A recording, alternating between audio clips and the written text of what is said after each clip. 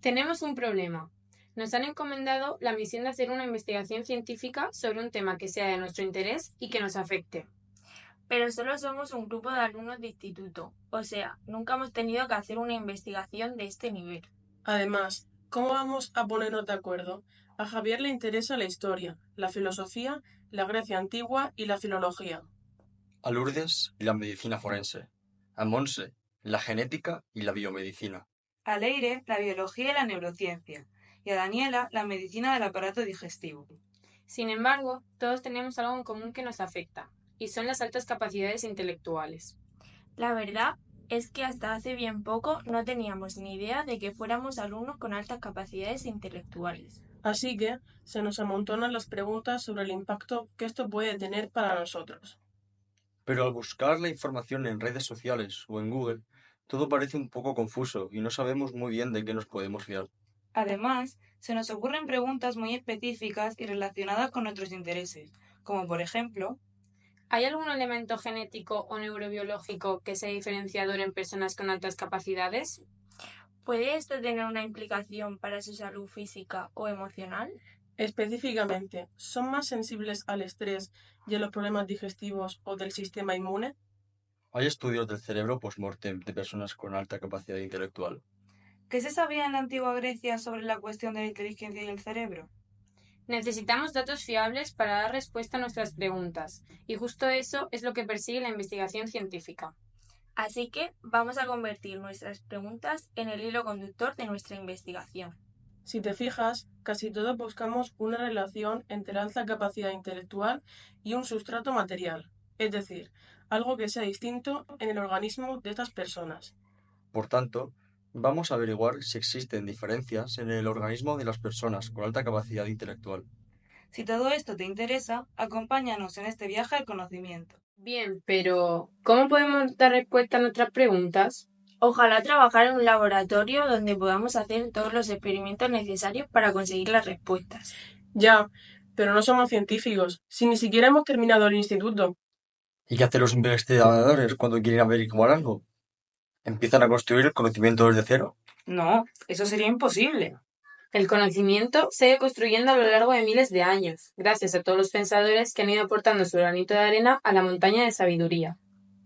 Todos los científicos actuales buscan la información en esa montaña, rebuscan entre las arenas, hasta que dan con los granos que les son útiles. Una vez estudiado mucho esos conocimientos, se sienten preparados para ir más allá, para crear un granito más de conocimiento que añadir a la montaña. Pero para eso todavía nos falta mucho, ¿no? Todavía somos estudiantes de instituto. Sí, pero podemos imitar a esos científicos y buscar entre los granos de arena de la montaña del conocimiento. Así veremos si algún investigador también se hizo esa misma pregunta. Claro, y si llegó a alguna conclusión válida. Pero entonces, lo primero que tenemos que hacer es aprender a buscar dónde está esa montaña. ¿Y qué estrategias utilizamos para encontrar justo los granos de arena que necesitamos? Pues yo cuando quiero buscar algo que no sé, lo busco en Google. ¿Sí? Pues yo lo busco en ChatGPT. Pero, ¿estáis seguros de que los científicos buscan ahí? No sé, no me parece muy fiable. A ver, ellos tienen unos buscadores especiales conectados con bases de datos en las que hay miles de artículos científicos. Por ejemplo, está PubMed, Scopus, ScienceDirect y muchos más. ¿Y estás segura de que sabremos usarlo? ¿Qué haremos para encontrar lo que necesitamos? Pues a ver, los científicos usan técnicas de búsqueda en esas bases de datos. Depende de la profundidad del conocimiento que ellos mismos ya tienen y el que quieran obtener, revisan la información de una u otra manera. Sí, y una de esas formas de búsqueda es la revisión sistemática. ¿Y eso qué es? Las revisiones sistemáticas son una forma de investigación que recopila exhaustivamente toda la información académica y científica que existe sobre un tema específico. Sí, eso es. Así podemos responder nuestras preguntas de investigación.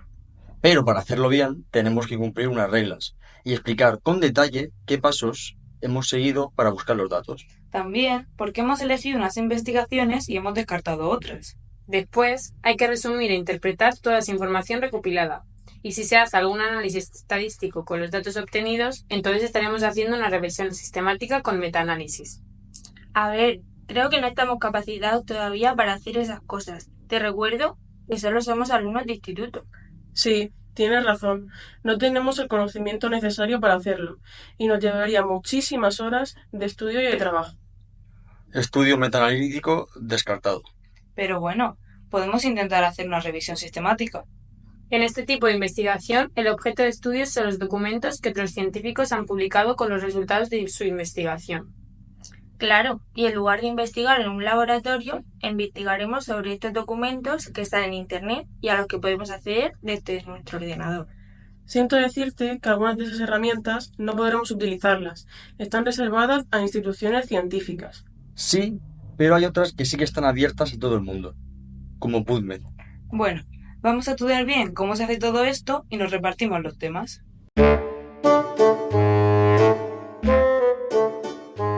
Madre mía, yo creo que no he debido hacerlo bien, porque solo he encontrado un artículo que tenga una muestra suficiente de población con alta capacidad intelectual y en la que han realizado autopsias válidas para la investigación.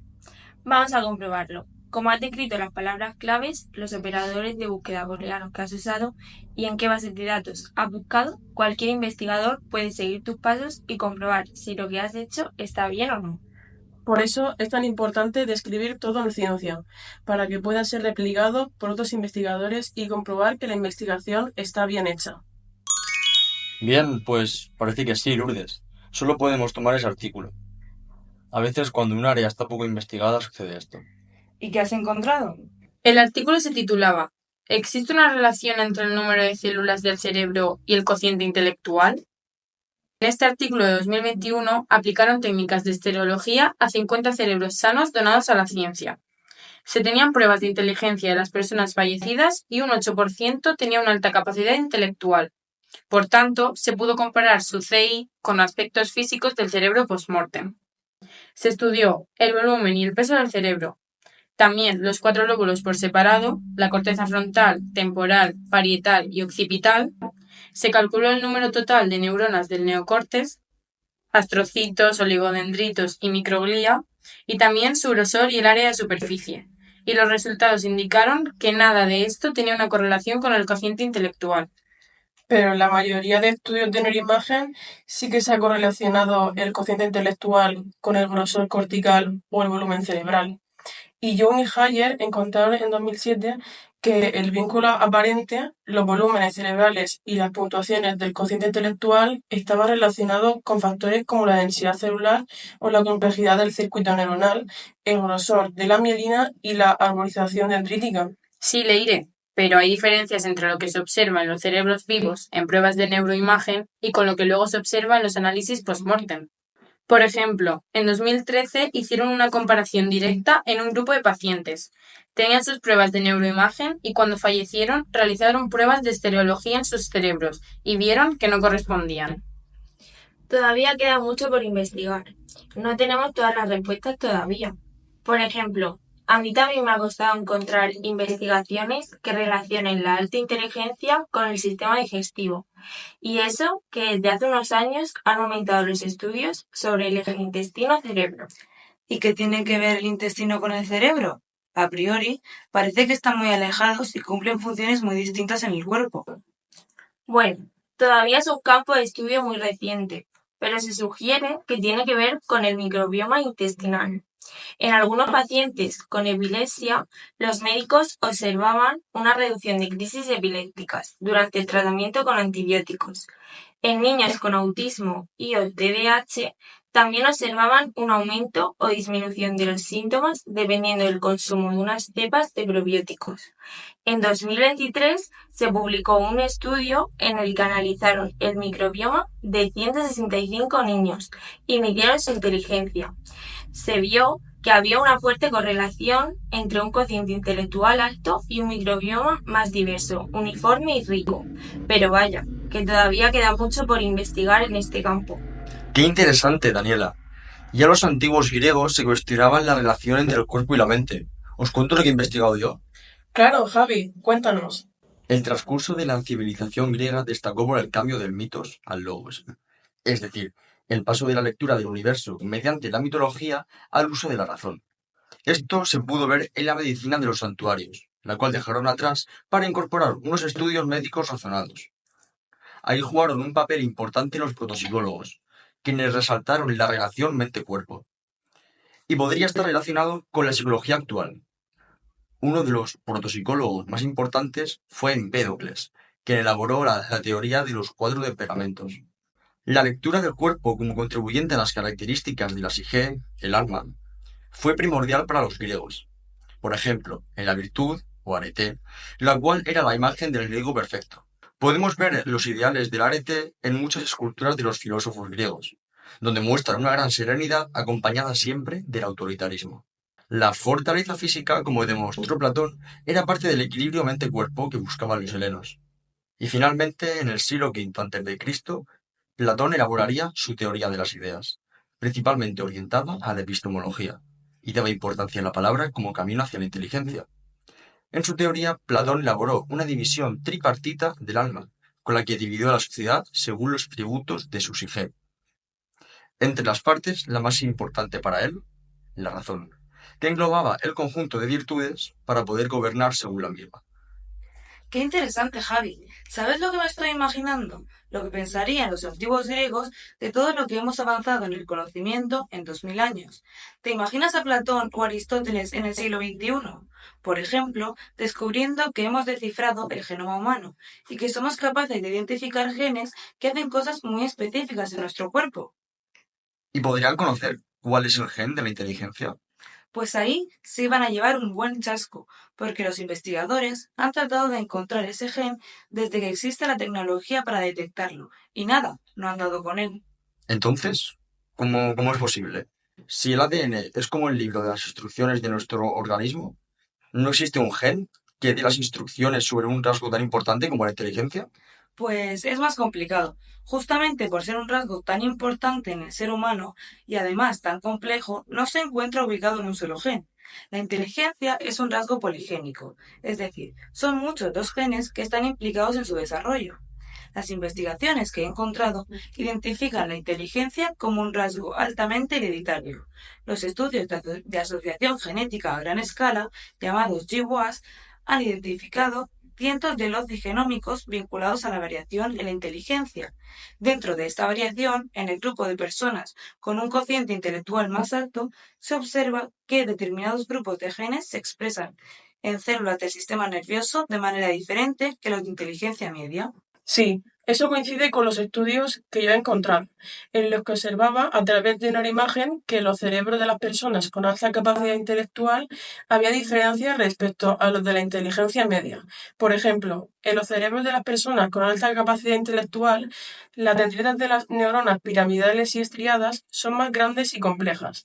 También madura antes la red neuronal frontoparietal izquierda y además tiene más volumen cerebral en el lóbulo temporal y en el hipocampo. Pero Leire, tenemos que tener en cuenta que aunque los genes van a determinar la forma de estas células, tal como comentas, las experiencias van a favorecer que se desarrollen en su nivel óptimo. Porque un campo muy interesante de la genética es la epigenética, es decir, cómo influye el ambiente en la activación o desactivación de nuestros genes. Claro, todo lo que he dicho antes permite a las personas con altas capacidades realizar un mayor número de conexiones con menos esfuerzo. La información se transfiere más eficientemente, favoreciendo la plasticidad y el aprendizaje. También permite tener una mejor percepción, memoria, razonamiento y capacidad cognitiva general. Pero todo esto son capacidades que tienen que desarrollarse a través de las experiencias. Me parece súper interesante el trabajo que hemos hecho. ¿Os habéis dado cuenta de que hemos trazado una línea temporal? Yo me he centrado en el pasado y lo que los antiguos griegos podían saber con los medios que tenían a su alcance, y aún así no iban desencaminados con sus intuiciones. Sí, Leire y yo estaríamos en la línea temporal del presente, porque somos las que hemos encontrado un mayor número de investigaciones y artículos científicos relacionados con las altas capacidades intelectuales, desde el campo de la neurociencia y la genética. Pues yo creo que Lourdes y yo estaríamos en la línea temporal del futuro, porque apenas hay investigaciones específicas sobre el campo de estudio que hemos elegido. Los estudios post-mortem de los cerebros con altas capacidades y la relación del aparato digestivo con la inteligencia, pero seguro que en unos años se ampliará todo ese conocimiento. Creo que hemos hecho un gran trabajo, equipo. Hemos resuelto las dudas que teníamos investigando como auténticos científicos, con rigor y yendo a las fuentes más fiables, los artículos científicos. Esperamos que tú, que nos estás escuchando, hayas disfrutado también en este viaje por el conocimiento científico de las altas capacidades en el organismo. Muchas gracias por tu atención.